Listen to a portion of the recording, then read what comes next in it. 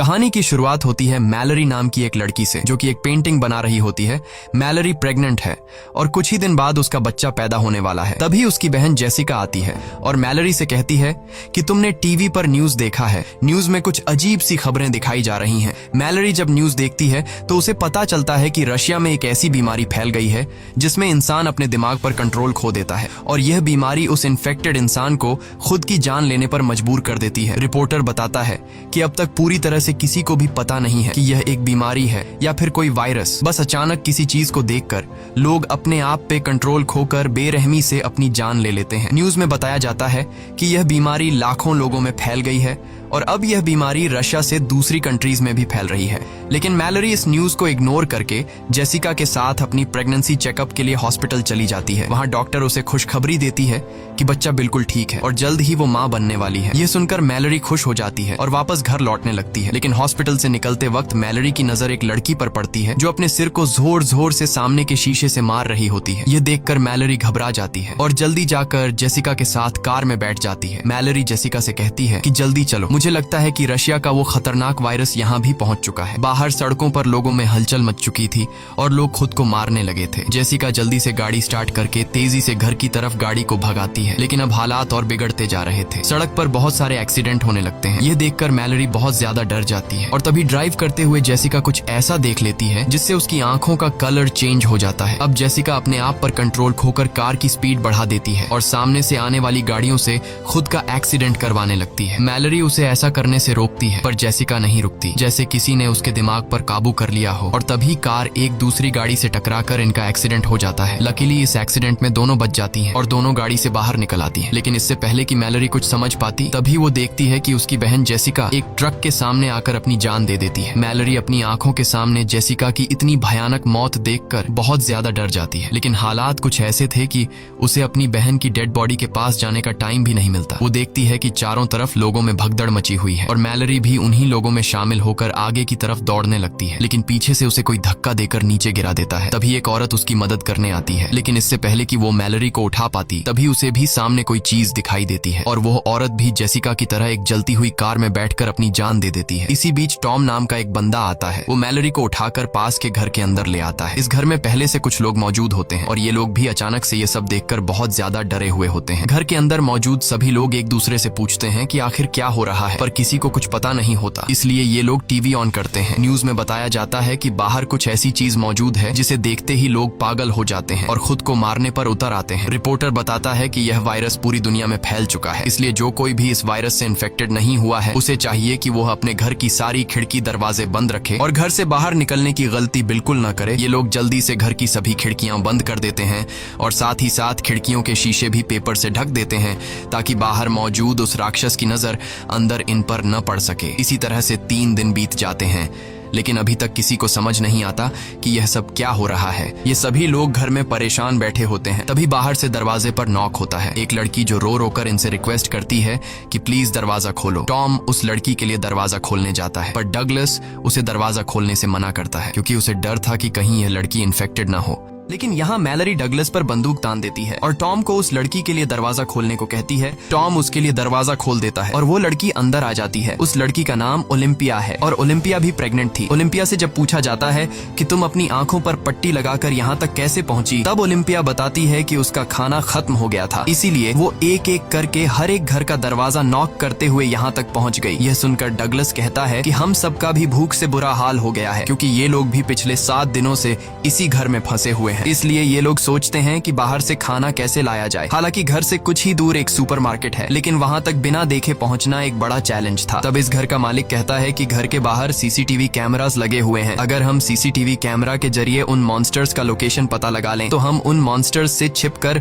Supermarket तक पहुंच सकते हैं। और घर का मालिक कहता है कि मुझे नहीं लगता कि इस मॉन्स्टर को स्क्रीन पर भी देखने से इंसान इन्फेक्टेड हो सकता है, लेकिन बाकी सब इसे ऐसा करने से मना कर देते हैं। तब घर का मालिक कहता है कि अगर हमने यह कदम नहीं उठाया तो हम सब भूख से मर जाएंगे। ये सुनकर बाकी लोगों को भी उसकी बात सही लगती है। सब लोग इसे चेयर के साथ रस्सी से बांध लेते हैं ताकि अगर वो इन्फेक्टेड भी हो जाए तो यह खुद को न मार सके, क्योंकि उस मॉन्स्टर को जो भी देख लेता वह खुद को मारने पर उतर आता। इसके बाद बाकी लोग इसे यहीं पर छोड़कर दूसरे रूम में चले जाते हैं और ये बंदा स्क्रीन की तरफ देखने लगता है। कुछ देर बाद स्क्रीन पर हमें एक हवा का झोंका नजर आता है और हम देखते हैं कि उसके चेहरे के एक्सप्रेशंस बदलने लगते हैं। देखते ही देखते उसकी आंखों का कलर चेंज हो जाता है। कुछ देर बाद उस रूम से तेज चिल्लाने की आवाजें आने लगती हैं। यह सुनकर बाकी लोग भी उसके पास दौड़ कर आते हैं, लेकिन उनके पहुंचने से पहले ही घर का मालिक अपना सिर सामने के टेबल पर पटक कर खुद को मार देता है। यह सब देखकर वो लोग बहुत ज्यादा डर जाते हैं और उन्हें एक बात समझ आ जाती है कि इस मॉन्स्टर को चाहे स्क्रीन पर देख लो या फिर आंखों के सामने, ये आपको मारकर ही रहेगा। उसके बाद ये लोग मॉनिटर स्क्रीन को तोड़ देते हैं ताकि गलती से भी इन लोगों की नजर उस मॉन्स्टर पर न पड़ सके। इस तरह से एक दिन और गुजर जाता है और अब उनका भूख से बुरा हाल हो चुका था, इसलिए ये लोग सुपरमार्केट तक जाने का एक दूसरा प्लान बनाते हैं। टॉम कहता है कि हम जीपीएस का यूज करके कार के जरिए उस मार्केट तक पहुंचेंगे, जिसके बाद ये लोग कार के शीशे पेंट से ढक देते हैं ताकि ये लोग न ही बार का नजारा देख सकें और न ही बाहर से कोई उन्हें अंदर देख सके। जिसके बाद 5 लोग जीपीएस की मदद से गाड़ी लेकर बाहर निकलते हैं और धीरे धीरे बिना आगे की सड़क नजर आए जीपीएस की मदद से आगे बढ़ते हैं। यहाँ हम देखते हैं कि पूरा शहर वीरान हो चुका है। चारों तरफ सड़क लाशों से भरी पड़ी है। कुछ दूर आगे जाने के बाद कार तेजी से वाइब्रेट करने लगती है। कार के सेंसर से पता चलता है कि कार को चारों तरफ से उन मॉन्स्टर्स ने घेर लिया है, लेकिन टॉम हार नहीं मानता और गाड़ी को आगे बढ़ाता है और जैसे तैसे करके ये लोग स्टोर तक पहुंच जाते हैं, जहाँ पर ये लोग अपनी आंखों पर पट्टी बांधकर कार से उतरते हैं और स्टोर के अंदर पहुंच जाते हैं। अंदर आकर ये लोग सबसे पहले खिड़की दरवाजे बंद करते हैं और फिर ये लोग अपनी आंखों से पट्टियां उतार देते हैं। स्टोर में खाने पीने और जरूरत की तमाम चीजें मौजूद थीं, जिसे देखकर वे सभी बहुत खुश होते हैं और हर एक बंदा जितना हो सके उतना राशन इकट्ठा कर लेता है। यहाँ हम मैलरी और टॉम को देखते हैं जो एक दूसरे से बातें कर रहे होते हैं। टॉम एक अच्छा इंसान था और टॉम ने मैलरी की जान भी बचाई थी। उनकी बातों से हमें पता चलता है कि ये एक दूसरे को पसंद करने लगे हैं। इसके बाद ये दोनों भी खुद के लिए जरूरत की चीजें ढूंढने लगते हैं। मैलरी को एक पिंजरे में 3 बर्ड्स मिलते हैं जिन्हें वह अपने साथ रख लेती है और तभी स्टोर का दरवाजा कोई नॉक करता है, लेकिन ये लोग डर के मारे उस आदमी के लिए दरवाजा नहीं खोलते।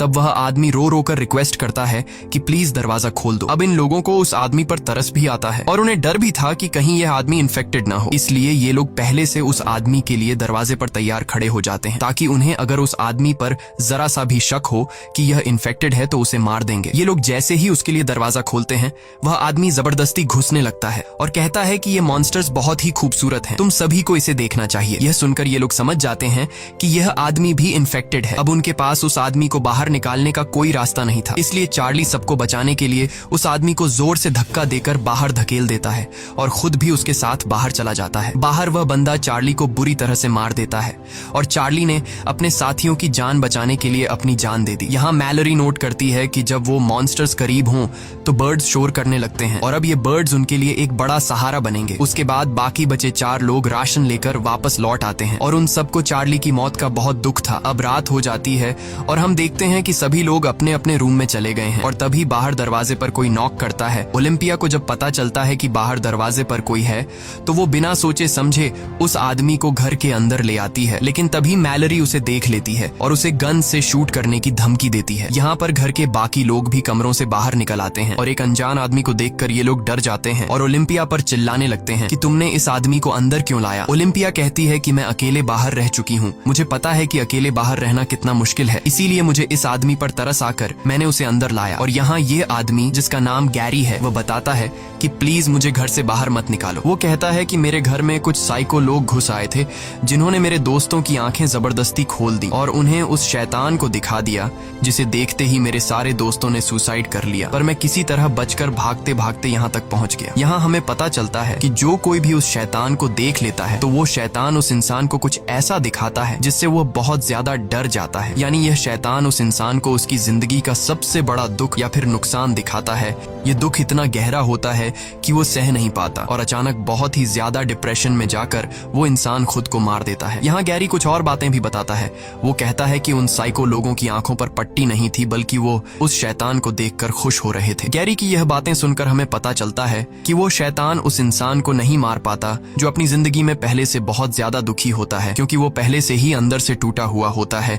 इसलिए वो इंसान जो पहले से अपनी जिंदगी डिप्रेशन में गुजार रहा हो, उस पर शैतान की इस चाल चाल का ज्यादा असर नहीं होता, बल्कि शैतान उसे अपना गुलाम बना लेता है ताकि इंसान के रूप में रहते हुए ये लोग और इंसानों का शिकार कर सकें। अब क्या गैरी भी उस शैतान का एक पपेट है या फिर इन्हीं की तरह एक आम इंसान, ये तो हमें आगे पता चलेगा। यहाँ सब लोग गैरी को घर में रहने की इजाजत दे देते हैं, लेकिन डगलस को गैरी पर बिल्कुल भरोसा नहीं होता और वो गुस्से में गन लेकर उसे बाहर निकलने की धमकी देता है। पर तभी पीछे से शर्ला आकर डगलस को सर पर किसी चीज से मारकर बेहोश कर देती है और सब मिलकर डगलस को दूसरे कमरे में बंद कर देते हैं और गैरी सबका शुक्रिया अदा करता है। उसके बाद अगले दिन अचानक मैलरी और ओलिम्पिया दोनों को एक साथ लेबर पेन्स शुरू हो जाते हैं। टॉम और शर्ला उनकी मदद करते हुए दोनों को ऊपर के कमरे में ले जाते हैं, लेकिन गैरी नीचे ही रहता है और उसकी हरकतें भी कुछ अजीब सी होने लगती हैं। वो शैतान की ढेर सारी तस्वीरें निकालकर टेबल पर रख देता है और उसकी आंखें देखकर हमें पता चलता है कि गैरी भी शैतान के कंट्रोल में है। इसी बीच मैलरी और ओलिम्पिया अपने बच्चों को जन्म देती हैं। ओलिम्पिया को एक बेटी होती है और मैलरी को एक बेटा। लेकिन नीचे पिंजरे में बंद पंछी शोर करने लगते हैं, जिसे गैरी तंग होकर पिंजरे को उठाकर फ्रिज में बंद कर देता है और खिड़कियों पर लगे पेपर्स को उतार देता है। तभी डगलस उसकी हरकतें देखकर समझ जाता है कि वो भी शैतान का एक पपेट है, जो शैतान को देखकर मरते नहीं बल्कि शैतान के कहने पर दूसरों की जान लेते हैं। डगलस चिल्लाकर बोलता है कि मैंने कहा था कि इस बंदे को घर से निकाल दो। डगलस की आवाज सुनकर टॉम नीचे आता है, लेकिन तभी गैरी पीछे से आकर टॉम के सिर पर वार करके उसे बेहोश कर देता है। इसके बाद गैरी डगलस से भी छुटकारा पाने के लिए उसकी तरफ बढ़ता है, लेकिन तभी उसके कानों में बच्चों की आवाजें आती हैं। इसलिए वो डगलस को छोड़कर ऊपर ओलिम्पिया और मैलरी के कमरे में जाता है, जहां वो खिड़कियों पर लगे सभी पेपर्स को हटा देता है और जैसे ही ओलिम्पिया बाहर देखती है वो शैतान के वश में आ जाती है। अब मैलरी को समझ आ जाता है कि ओलिम्पिया अब किसी तरह से खुद को मार कर ही रहेगी, इसलिए वो ओलिम्पिया से उसकी बेटी छीन लेती है और तभी ओलिम्पिया खिड़की से कूदकर अपनी जान दे देती है। उसके बाद गैरी शर्ला को पकड़कर जबरदस्ती उसकी आंखें खोल देता है और वो भी इन्फेक्टेड होकर खुद को खत्म कर लेती है। अब गैरी मैलरी की तरफ बढ़ता है, पर उसने चादर से अपने साथ दोनों बच्चों को छिपा रखा होता है, इसलिए अभी तक वो ठीक रहती है। पर गैरी उसे चादर छीनकर बाहर देखने के लिए उकसाने लगता है, लेकिन तभी वहां डगलस बंदूक लेकर पहुंचता है और अपनी आंखें बंद करके गैरी को शूट करने की कोशिश करता है। पर गैरी को पता होता है कि डगलस को नजर नहीं आ रहा, इसलिए वो मौके का फायदा उठाते हुए दौड़कर डगलस को अपने साथ ऊपर के फ्लोर से नीचे ग्राउंड फ्लोर पर गिरा देता है। गैरी डगलस को सीजर से मार देता है, ये कहते हुए कि तुम उस शैतान की खूबसूरती को नहीं देख पाओगे। इसी बीच टॉम को होश आता है और किसी तरह शॉट गन उठाकर गैरी को मारकर खत्म कर देता है। उसके बाद टॉम ऊपर जाकर मैलरी और बच्चों को शांत करता है। अब सिर्फ टॉम, मैलरी और 2 बच्चे जिंदा बचे थे। इसके बाद 5 साल के बाद का सीन दिखाया जाता है, जहां मैलरी और टॉम अब रिलेशनशिप में हैं और बच्चे भी बड़े हो चुके हैं, लेकिन खतरा अभी तक टला नहीं। बाहर अभी भी शैतान के कंट्रोल में लोग घूम रहे थे और वो नॉर्मल इंसानों को पकड़कर मार डालते थे। ये लोग पिछले 5 सालों से इसी तरह से चुपचाप जिंदगी गुजार रहे हैं। मैलरी ने बच्चों को इस मुश्किल स्थिति में सरवाइव करने के सभी तरीके सिखा दिए थे। यहाँ आप लोगों को भी पता चल चुका होगा कि जो लड़का है वो मैलरी का अपना बेटा है, लेकिन ये लड़की मैलरी की बेटी नहीं, बल्कि ये लड़की ओलिम्पिया की बेटी है, जो मरने से पहले ओलिम्पिया ने मैलरी के हवाले कर दी थी। एक दिन रेडियो से आवाज आती है जिसमें रिक नाम का एक आदमी बताता है कि हम जहाँ पर हैं ये जगह पूरी तरह से सेफ है। यहाँ पर हमारी एक कॉलोनी है, इस कॉलोनी में खाने पीने और जरूरत की तमाम फैसिलिटीज मौजूद हैं। वो आदमी बताता है कि अगर तुम लोग यहाँ आना चाहते हो तो नदी के बहाव के साथ आओ। जब नदी का बहाव सबसे तेज होगा तो वहीं पास के जंगल के बीच हमारी कॉलोनी मिल जाएगी। वहाँ बहुत सारे बर्ड्स हैं जिनकी आवाज सुनकर तुम हमें ढूंढ सकते हो, और हाँ, नदी के बहाव के साथ यहाँ आने में तुम्हें 2 दिन लगेंगे। टॉम उस आदमी पर भरोसा करके वहाँ जाना चाहता था, पर मैलरी वहाँ जाने से मना करती है। वो कहती है शायद ऐसा भी हो सकता है कि वो इंसान इन्फेक्टेड हो जो हमें यहाँ से निकाल कर मार देना चाहता हो। रात को टॉम मैलरी को समझाता है कि अगर हमें जिंदा रहना है तो वहाँ जाना ही पड़ेगा। आखिर कब तक हम लोग यहाँ इस तरह से ब्लाइंड जिंदगी गुजारेंगे। अगले दिन जब ये लोग सामान लेने बाहर जाते हैं तभी कुछ साइको लोग उन पर हमला करने पहुंच जाते हैं। टॉम मैलरी और बच्चों को समझाता है कि यही वक्त है यहाँ से निकलने का। मैं उन लोगों को बातों में उलझाता हूँ, तुम लोग चुपके से पीछे के रास्ते से यहाँ से निकल जाना और नदी से होते हुए रेडियो पर बताई गई जगह पर पहुंच जाना। लेकिन मैलरी टॉम को इस तरह से अकेले नहीं छोड़ना चाहती थी। तब टॉम कहता है कि हमें जिंदा रहने के लिए किसी एक को तो अपनी जान देनी पड़ेगी। इसके बाद टॉम मैलरी और बच्चों को पीछे के रास्ते से निकाल देता है और खुद अपनी आंखों पर पट्टी बांधकर शॉटगन लेकर उन साइको लोगों के सामने आता है। वे लोग टॉम को पट्टी हटाने के लिए कहते हैं, लेकिन टॉम उन्हें बातों में उलझाने की कोशिश करता है ताकि मैलरी बच्चों को लेकर यहाँ से निकल सके, पर तभी वे लोग मैलरी को जाते हुए देख लेते हैं। अब इससे पहले कि वे लोग मैलरी को पकड़ने के लिए उसके पीछे जाते, तभी टॉम गोलियां चलाकर 2 लोगों को मार देता है। इस दौरान वो खुद भी घायल हो जाता है और अब बिना देखे बाकियों को खत्म करना उसके लिए मुश्किल हो रहा था, इसलिए वो अपनी आंखों से पट्टी हटा देता है और वहां पर मौजूद 2 और लोगों को भी मार देता है। अब सिर्फ एक ही साइको इंसान बचता है और जब टॉम उस आखिरी बचे हुए साइको इंसान को मारने जाता है, तभी वो शैतान भी वहां पर पहुंच जाता है और वो शैतान टॉम को अपने वश में करने लगता है। लेकिन पूरी तरह से वश में आने से पहले टॉम उस आखिरी बचे आदमी को भी मार देता है और फिर उसी गन से खुद भी अपनी जान ले लेता है। वहीं मैलरी गोली की आवाज सुनकर समझ जाती है कि टॉम अब मर चुका है। वो बहुत ज्यादा रोती है क्योंकि इस मुश्किल वक्त में टॉम ही उसका सहारा था। जिसके बाद वो रेडियो पर बताए हुए ठिकाने पर जाने की तैयारी करने लगती है। वो बच्चों को समझाती है कि यह सफर बहुत मुश्किल होगा, लेकिन हमें जिंदा रहने के लिए वहां पर जाना ही होगा। और एक बात ध्यान से सुनो, चाहे जो भी हो जाए, तुम दोनों को अपनी आंखों से पट्टी नहीं उतारनी है, वरना तुम दोनों मारे जाओगे। इसके बाद मैलरी खुद के और अपने बच्चों की आंखों पर पट्टी बांधकर नदी की तरफ निकल पड़ती है और रस्सी का सहारा लेते हुए नदी तक पहुंच जाती है, जहां ये लोग एक बोट में बैठकर नदी के बहाव के साथ आगे बढ़ने लगते हैं। मैलरी अपने साथ पिंजरे में बंद उन बर्ड्स को भी रखती है। कुछ घंटों के सफर के बाद